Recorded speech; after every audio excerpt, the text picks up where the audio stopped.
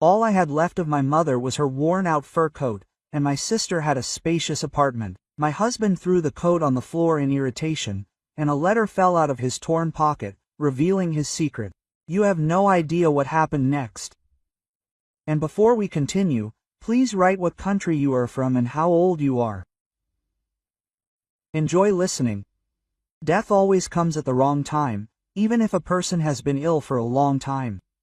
Anna looked at the closed coffin, drowning in flowers, and could not fully comprehend that her mother was no more.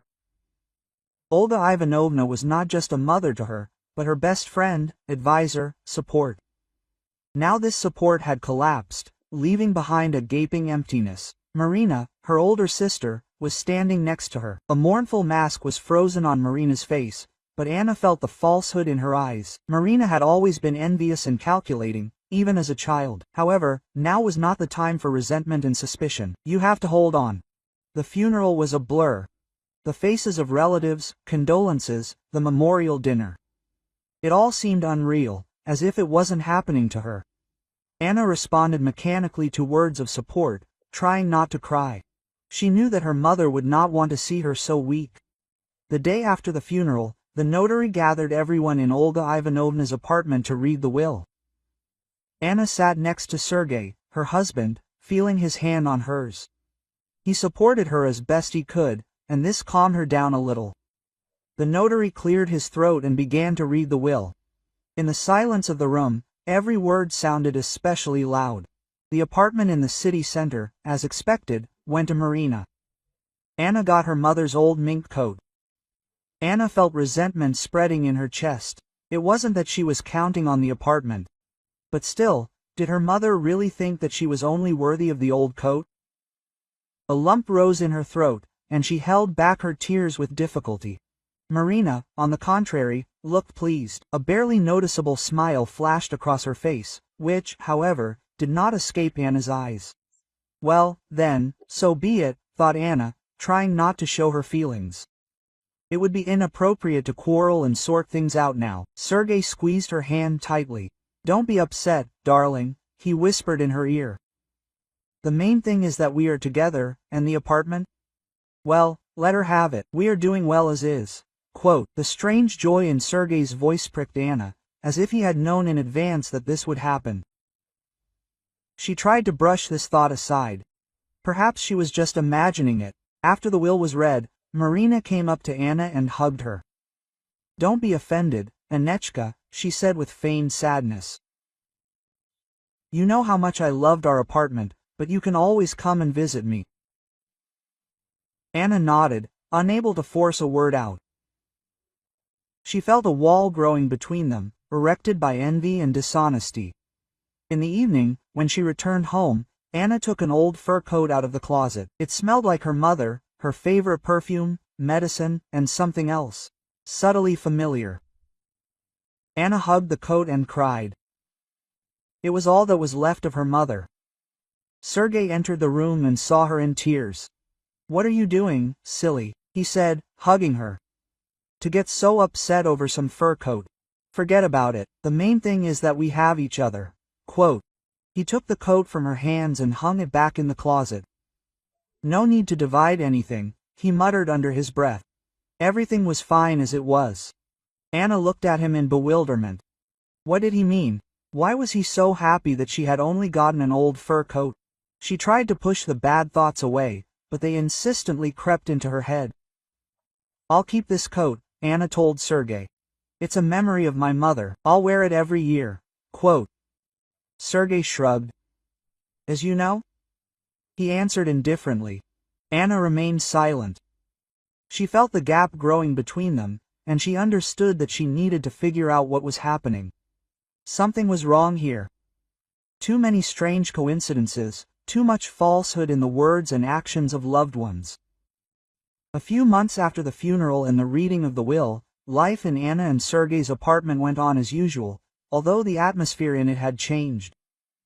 Anna tried not to show her resentment, busying herself with the house, work, trying to fill the emptiness that had formed after her mother's departure. The fur coat, the very one that she had inherited, hung in the closet, reminding her of her mother's love, but also of bitter injustice. Sergei, on the contrary, seemed more lively and even irritable. He was increasingly staying late at work, citing urgent projects, and avoiding conversations about the inheritance. Anna thought he was hiding something, but she attributed it to the stress of her mother-in-law's death and his constant busyness. One evening, returning from work, Anna found Sergei in an extremely agitated state. He was looking for something, nervously rummaging through things in the closet. "What happened?" Anna asked, entering the room. "Well, damn it, it's your fur coat," Sergei snapped, throwing the fur product into the corner. "It's cluttered the entire closet, it's just taking up space." Anna shuddered at his harshness. She had never seen him so angry about something. Usually reserved and reasonable, now he looked like an enraged beast. "Don't you dare talk about my mother's thing like that," Anna was indignant, picking up the fur coat from the floor. "It's dear to me, like a memory." "What memory?" Sergei waved him off. "A piece of old junk that only collects dust. It would be better if he left something useful, not this." Quote. He fell silent, caught himself, and looked away. Anna frowned. "What do you mean?" she asked suspiciously. Sergei remained silent, only frowning more deeply. Anna felt a wave of anxiety rise in her chest. Something was wrong here. Leaving the fur coat on the bed, Anna began to eat dinner. Sergei sat silently at the table, picking at his plate with a fork. The silence was oppressive, and Anna could not stand it. "Sergei, what's going on?" she asked, trying to speak calmly. "Why are you acting like this?" "Everything is fine," he muttered, without looking up. "Just tired." "No, it's not fine," Anna objected. "Have you never been this angry? And this fur coat, why does it irritate you so much?" Sergei sighed heavily and finally looked at her. There was some kind of doom in his eyes. Quote. "Okay," he said. "You would have found out anyway." He told her about his financial problems, about the debts that had accumulated recently, about how he hoped that after his mother-in-law's death they would get at least something to pay off the creditors. "I thought Marina would share with us," admitted Sergei. "But you know her. She's greedy for money." Anna listened to him without interrupting, and felt how everything inside her was turning cold. Did he really think she would believe this pathetic story? "And what then?" she asked when he finished. Quote, "Did you decide to take out your anger on Mom's fur coat?" "No, of course not," exclaimed Sergei. "I was just upset." He fell silent, and Anna realized that he was lying. She felt it with every cell of her body. In the evening, when Sergei was already asleep, Anna could not fall asleep. She was tormented by doubts and suspicions. She tossed and turned in bed, trying to understand what was happening. In the end, she got up and went to the closet where the fur coat was hanging. She picked it up and examined it carefully. The coat was old, but good quality, made of high-quality fur. Mom always took care of it, wearing it only on special occasions. Anna remembered how she loved to stroke the soft fur as a child, feeling the warmth and protection, and then her gaze fell on the torn pocket. She didn't remember it being like that. It seemed that Sergei had damaged it when he threw the fur coat on the floor. Anna looked inside. There, deep in the pocket, she felt something hard. She took it out and saw an old yellowed envelope. On it, in crooked letters, was written, "Anechka." Anna's heart began to beat faster. She recognized her mother's handwriting. With trembling hands, she opened the envelope. Inside was a letter. Unfolding the yellowed sheet of paper, Anna began to read. The lines were written in an uneven handwriting, but each word was engraved in her memory like the blow of a whip. "My dear Anechka," the letter began. "If you are reading this letter, it means that I am no longer alive. I thought for a long time about what to do, and decided to write you the truth. The apartment that I saved up for so long, I bequeath to you, my beloved daughter. You have always been kind and fair, and I want you to have your own place. I know that Marina may be offended, but I am sure that you will find a common language with her. I also want to tell you that I have a copy of the will with my friend, a notary. If any problems arise, contact her. She will help you sort everything out. I love you very much, my girl. Be happy. Your mother." Anna finished reading the letter and froze, as if struck by lightning. The apartment. Her mother bequeathed the apartment to her. So, the will that was read after the funeral was fake. The pieces of the puzzle began to fit together in Anna's head. Marina and Sergei, they conspired to deceive her and take possession of the apartment. Marina had always envied her, and Sergei, he was always greedy for money. Anna remembered Sergei's strange joy when the will was read. Remembered his words about not having to share anything. Now she understood that it was all a lie. He knew that she would get nothing. Anna felt a wave of anger and resentment rising in her chest. She had been betrayed by those closest to her, her sister and husband. They had deceived her, disinherited her, deprived her of her mother's love. But along with the anger, Anna also felt a surge of strength. She would no longer be a victim. She would fight for justice. She would prove that the will was forged and take back what was rightfully hers. The fur coat she held in her hands had become a symbol of her mother's love and her determination to fight for the truth. She hugged it and whispered. Anna put the letter back in the envelope and hid it in a safe place. Then she took an old photograph of her mother out of the closet and looked at her kind face for a long time. Quote, "I will not let you down, Mom," she whispered. "I will take back what is rightfully mine, and I will punish those who betrayed you and me." That night, Anna could not sleep for a long time. Thoughts swarmed in her head, plans were made. She felt strong and determined, ready for any trials. For the first time in a long time, she felt that she had a goal in life. And this goal was to achieve justice. Anna felt an icy rage growing inside her. The betrayal of her closest people, her husband and sister, seemed unthinkable to her, a monstrous dream. But her mother's letter, found in the lining of an old fur coat, was too real to brush it off.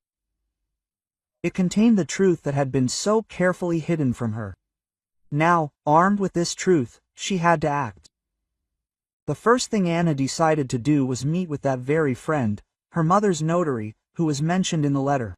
Natalia, that was her name, worked in a small office in a quiet area of the city. Anna called her, introducing herself as a distant relative, and asked for an urgent meeting on an important matter. Natalia, a little surprised but friendly, agreed to see her the next day. Anna spent the whole evening in anxious anticipation. She went over possible scenarios for the meeting in her head, preparing for any questions. Most of all, she was afraid that Natalia would not confirm the authenticity of the letter or say that she knew nothing about the will. But there was no retreat. Too much was at stake.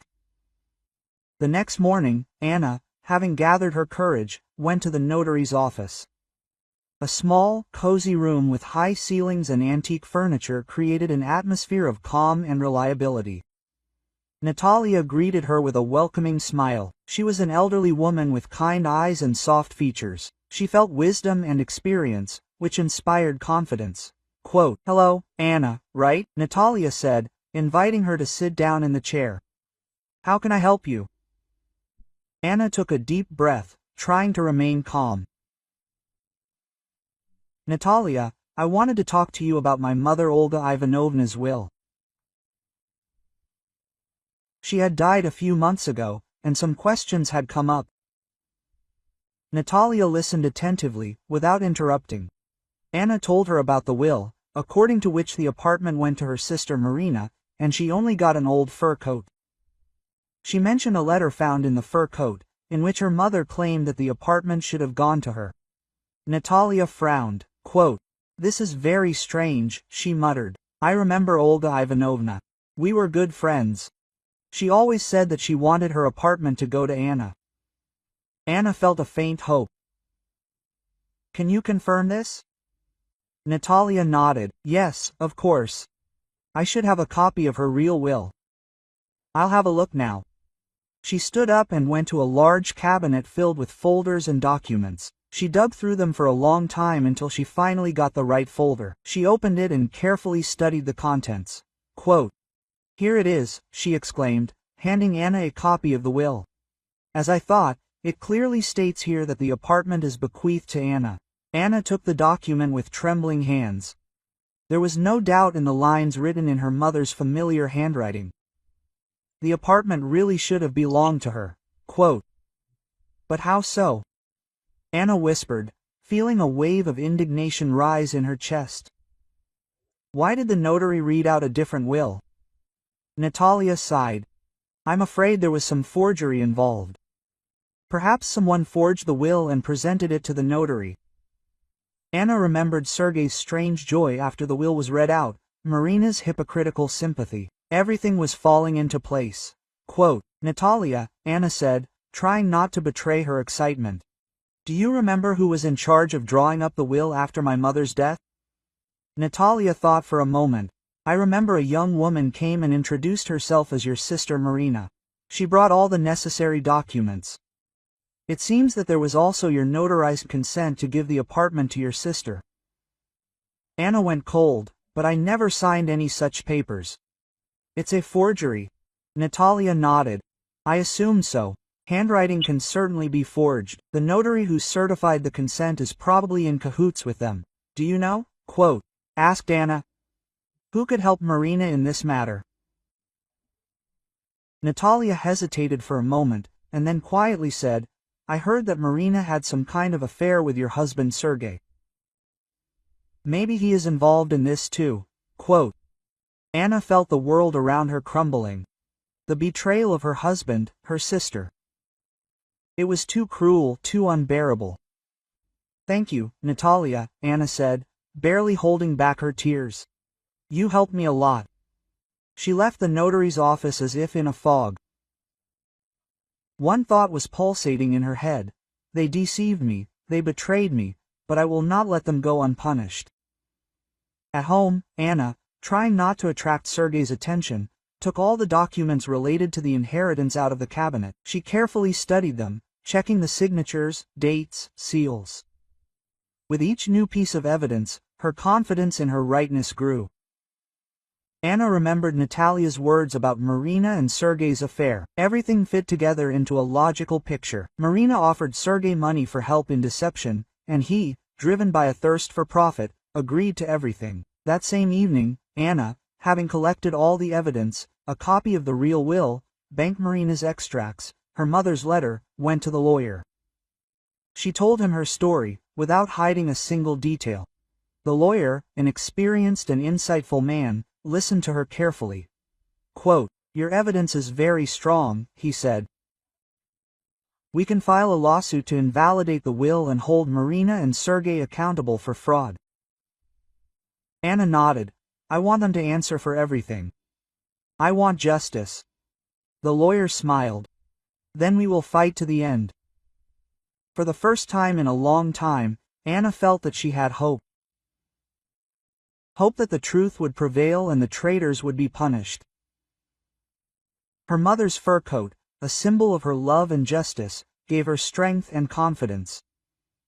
She knew that she would not be alone in this fight. Her mother would always be by her side, supporting her and guiding her. She left the lawyer's office with a firm intention to achieve the truth. She had a long and difficult fight ahead of her, but she was ready for it. She was no longer the passive and weak-willed woman she had been before. The betrayal of her loved ones had tempered her character, made her stronger and more determined. Now she was ready to do anything to protect her honor and the memory of her mother. The forensic examination lasted several weeks, filled with painful anticipation for Anna. Each day seemed endless, and Nadezhda fought the fear that the truth would never prevail. Sergei, feeling the approach inevitable, became irritable and withdrawn. He avoided Anna, hid his eyes, as if he was ashamed of something, although he did not openly admit his guilt. Marina, on the contrary, behaved defiantly, called Anna, threatened and tried to convince her to withdraw the statement, promising compensation. Anna remained adamant. Her determination grew stronger every day, fueled by memories of her mother and the desire to restore justice.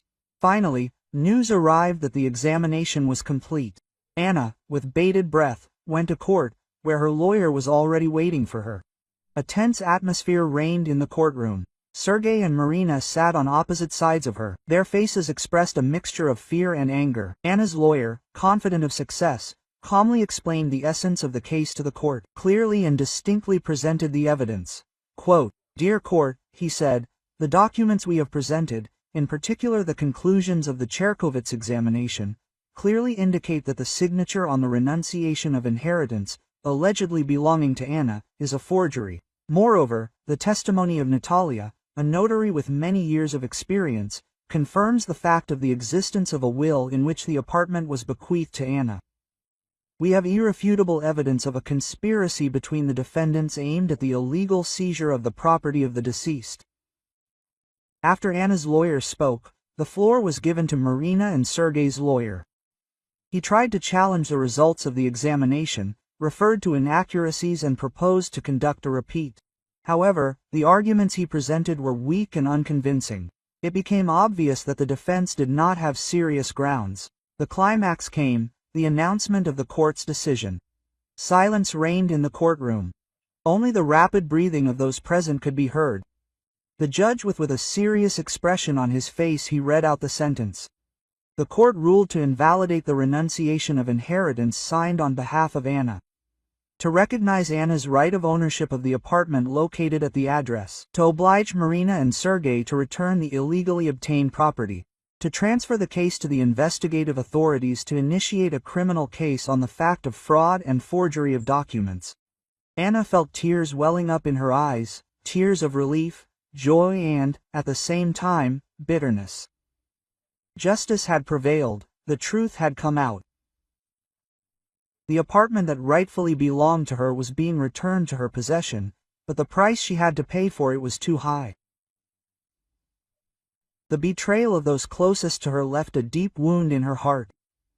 There was an uproar in the courtroom. Marina jumped up from her seat and rushed towards Anna screaming, "You will regret this. You ruined our lives. Why do you need this apartment? Is money really more important than family?" Anna, not expecting such a reaction, recoiled. She looked at her sister with pain and disappointment. There was no remorse in Marina's eyes, only anger and hatred. "Marina," Anna answered quietly. "It's not about the apartment, it's about the truth. The fact that you and Sergei betrayed me and the memory of our mother. You thought only about money, forgetting about honor and conscience." Sergei stood silently to the side, his head down. He looked confused and depressed. Remorse was visible in his eyes, but it was too late. After the trial, Anna did not linger. She went outside, breathed in the fresh air and felt how the burden that had been pressing on her all these months was gradually disappearing. The lawyer congratulated her on her victory and assured her that all the necessary documents for transferring the apartment to her ownership would be drawn up soon.